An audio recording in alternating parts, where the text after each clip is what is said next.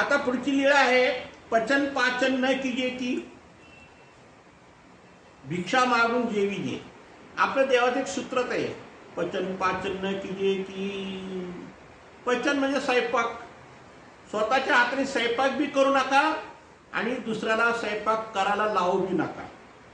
स्वतःच्या हाताने स्वयंपाक करणं, स्वतःसाठी करणं हा एक दोषावय आहे आणि दुसऱ्यासाठी करणं हाही दोषावय आहे. परंतु परिस्थितीनुसार करायचं. पचन सुद्धा आणि पाचन सुद्धा हे कसं आहे, जे देवाने जिथं आज्ञा दिली तिथंच करायचं, जिथं आज्ञा नाही तिथं करायची नाही. मग काय झालं, देवाने भिक्षा मागून जेवी जे म्हणजे भिक्षा मागून जेवण करा. आता पचन पाचन न कीजे ही गोष्ट खरी आहे, पण पचन पाचन कुठं करू नये आणि पचन पाचन कुठं करावं हे सुद्धा देवाने दोन्ही याला काय केले, नियम घातलेले. आता देव काय सांगतात पहा. एकदा नागदेव आणि नाथोबा काही कामानिमित्त बीडला गेले होते. कोण? नाथोबा आणि नागदेव ही यांची जोडीच होती. स्वामीच्या सेवा दास्य करायच्या ठिकाणी यांची जोडी होती. रस्त्यात भूक लागली म्हणून त्यांनी एकाकडून स्वयंपाक करून घेतला. आता कसं आहे, डोमेग्राम पासून बीडला जायचं म्हणल्यावर प्रवास खूप मोठा लांबचा प्रवास आणि अशा लांबच्या प्रवासामध्ये यांना काय झालं, बीडला जाताना रस्त्यात भूक लागली.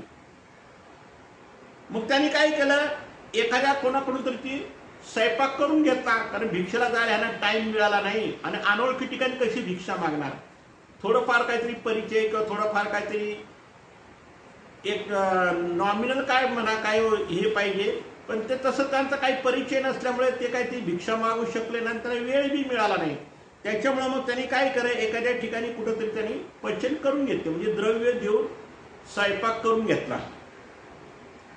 पुन्हा एका मुक्कामात स्वतः स्वयंपाक करून जेवले.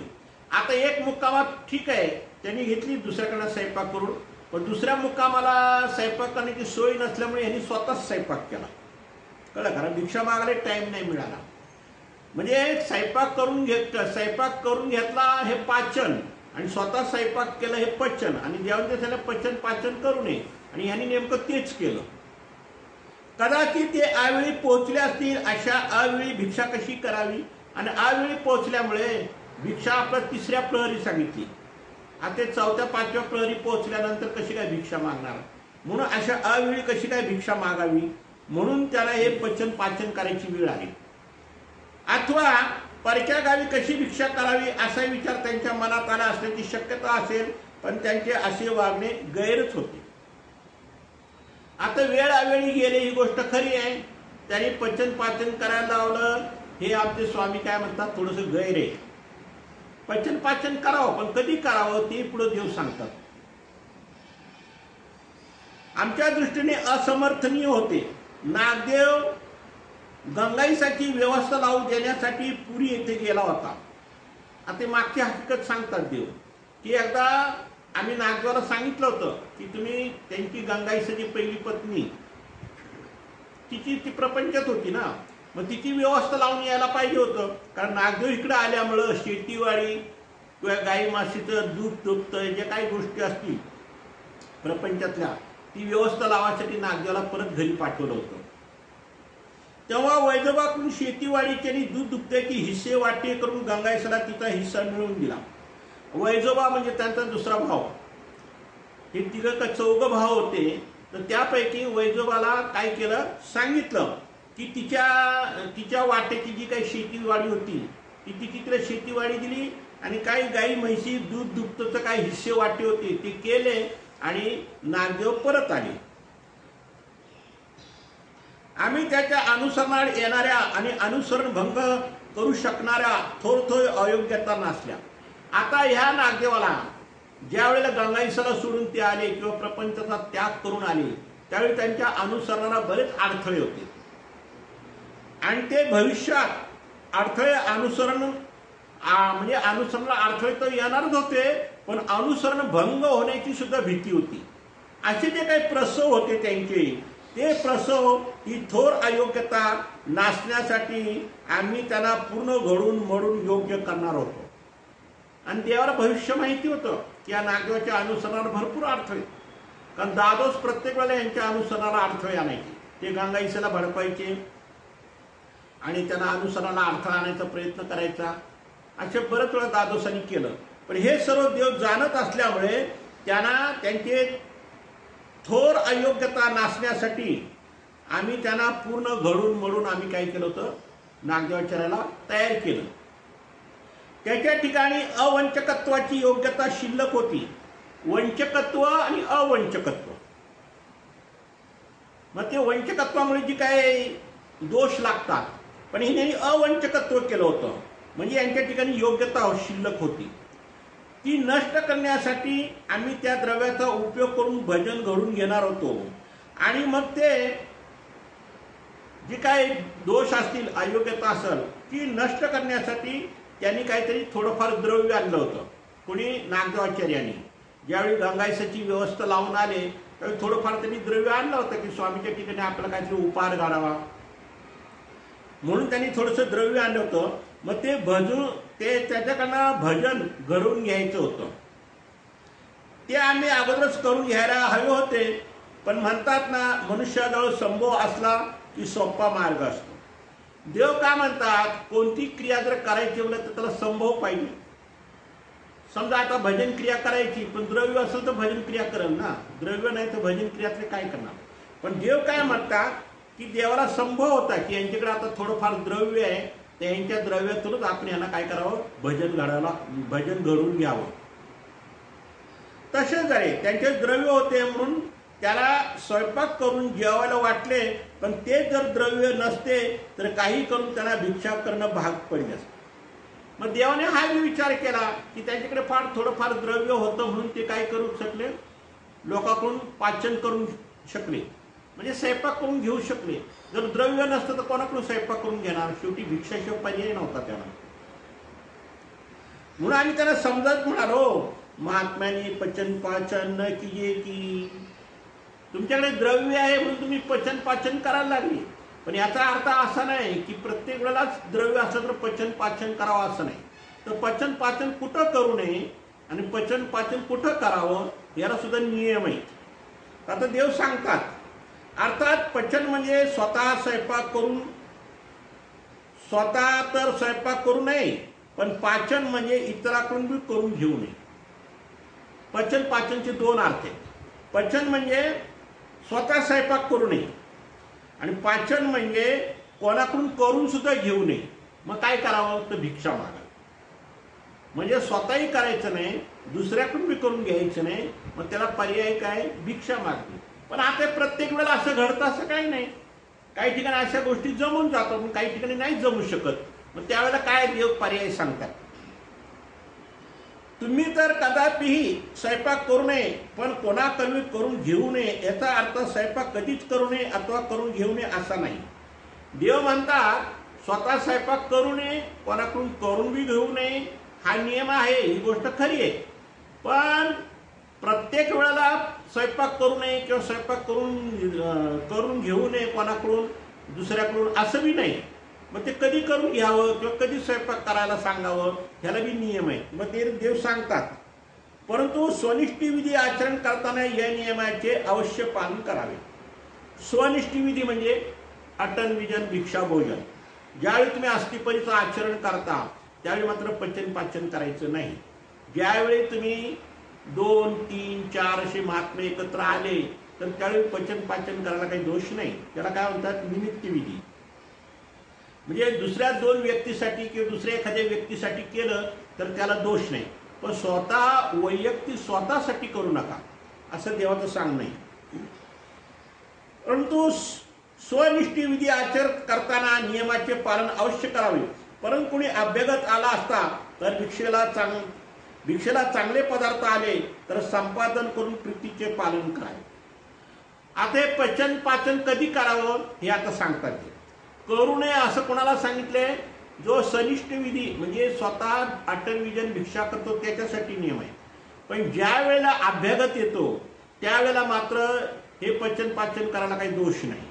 मग देव काय म्हणतात की स्वतः एखादा कोणी जर अभ्यागत आला आणि जर समजा तुमच्या ठिकाणी जर चांगले पदार्थ आले किंवा संपादन करून घ्यायचे किंवा मागून घ्यायचे कोणाकडून, आणि प्रीतीचं म्हणजे त्याला भोजन द्यायचं ह्याला प्रीतीचं पालन म्हणतात. म्हणजे आपण दुसऱ्यासाठी एखादा पदार्थ मिळवला आणि तो पदार्थ त्या महात्म्याला खाऊ घातला, तर आवडीपूर्वक खाऊ घातला तर त्याला प्रीतीचं पालन म्हणतात. म्हणजे त्याला दोष नाही, त्याला गोमटे उलट. परंतु तसे पदार्थ आलेच नाही, तुमच्याजवळ काही संभव असेल तर स्वतः चांगले पदार्थ तयार करून किंवा कोणाकडून करून प्रीती व्यक्त करा. आता काय वेळा असा प्रसंग होतो भिक्षेला चांगला पदार्थ येत नाही, मग अशा वेळेला एखाद्याकडनं पदार्थ करून घ्यावा किंवा एखादा पदार्थ बाजारातून विकत आणावा. असं करून त्या पुढच्या महात्म्याला किंवा साधूला किंवा अभ्यागताला प्रीतीपूर्वक काय करावं, भोजन द्यावं. अशा वेळी प्रीती संपादन करणे हा थोर विधी असल्यामुळे स्वयंपाक करताना किंवा करून घेताना हिंसा होते, तिचा तो दोष लागत नाही. दोष लागतो पण त्याचा थोर विधीत अंतर्भाव झाल्याने नाहीसा झाल्यासारखा होतो. आता ते काय पचन पाचन होतं अभ्यागतासाठी, कळलं का? मग आता ते पचन पाचन करताना हिंसा होणारच. मग अशा वेळेला दोष लागतो, ही गोष्ट खरी आहे. पण हा दोष काय होतो याच्यामध्ये सपादून जातो, म्हणजे थोर विधीमध्ये तो सपादून जातो, म्हणजे त्यात एक प्रकारचा तो दोष लागत नाही. त्याचप्रमाणे अशक्ताची शुश्रूषा करताना देखील त्याला पथ्यानुसार भोजन देण्याची अथवा त्याला रुचेल असे अन्न पदार्थ संपादन करण्यासाठी पचन पाचन करावे. आता हे अभ्यागतासाठी झालं. आता दुसरा नियम काय सांगितलाय की एखादा अशक्त आहे, अशक्त म्हणजे आजारी आहे, पेशंट आहे, त्याला उठता येत नाही, बसता येत नाही, त्याला थंडी ताप आहे किंवा त्याला काहीतरी आजार आहे. मग असं जर एखाद्याची जर शुश्रूषा असेल तर त्यावेळी मात्र तुम्हाला पचन पाचन करायला काय हरकत नाही. एखादा पदार्थ करून आणायचं कोणाकडून, नाही तर आपण स्वतः करायचं, नाही तर बाजारातून आणायचं, पण त्याला प्रीती भोजन करावं. म्हणजे ते त्याला पचन पाचनाचा तर दोष नाही, पण त्याला उलट गोमट आहे त्याची शुश्रूषेची सेवा केल्याबद्दल. प्रीतीच्या अथवा शुश्रूषेच्या विधीचे पालन करीत पचन पाचनामुळे होणाऱ्या हिंसेचे पातक तर प्रेमदायी विधीमध्ये सामावून तर जाते, पण त्यामुळे थोर योग्यताही होते. आता याच्यामध्ये दुसरा एक फायदा असा आहे, तुम्ही ज्यावेळी प्रीतीचं भोजन देता अभ्यागताला की शुश्रूषाला म्हणजे आजारी माणसाला, ज्यावेळी प्रीतीचं भोजन देता स्वतः करून म्हणा, दुसऱ्याकडून आणून म्हणा किंवा विकत आणून म्हणा, का होईना, त्या कोणाला जे अभ्यागत किंवा जो शुश्रूषा म्हणजे आजारी आहे अशासाठी जर केलं तर त्याची योग्यता वाढते. त्याला एखादा प्रेमाचा बी उपाय घडू शकतो. जसं प्रेमाचे 14 उपाय सांगितले की दुष्काळी अन्न भोजन केलं तरी त्याला प्रेमाचा उपाय घडतो. म्हणजे दुष्काळामध्ये तुम्ही एखाद्या साधूला खाऊ पिऊ घातलं तरी दुष्काळी भजन क्रिया घडली तर त्याला प्रेमाचा उपाय घडतो. तसं ह्याला प्रेमाची योग्यता होते आणि थोर योग्यताही होते. शिवाय अशा वेळी ज्या जीवित जंतूची हिंसा होते त्याने आम्ही सुखदानी असल्यामुळे त्या नरक फळातून काढून सुख फळाला पाठवतो. आता त्या पचन पाचन मध्ये जी काही हिंसा होती, जी काही जीवजंतू मारतात त्या जीवजंतूंना सुद्धा आम्ही नरकात जाऊ देत नाही.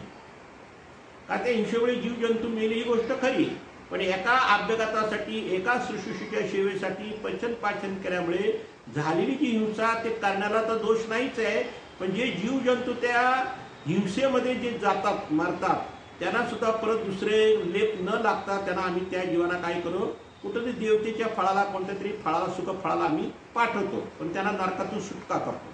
पहा म्हणजे किती त्याच्यात सहाय्य देवाचं. असे जरी असले तरी प्रीतीचे अथवा शुश्रूषेचे विधान करताना देखील विधीपूर्वक करावे. पण त्याचा बी नियम आहे की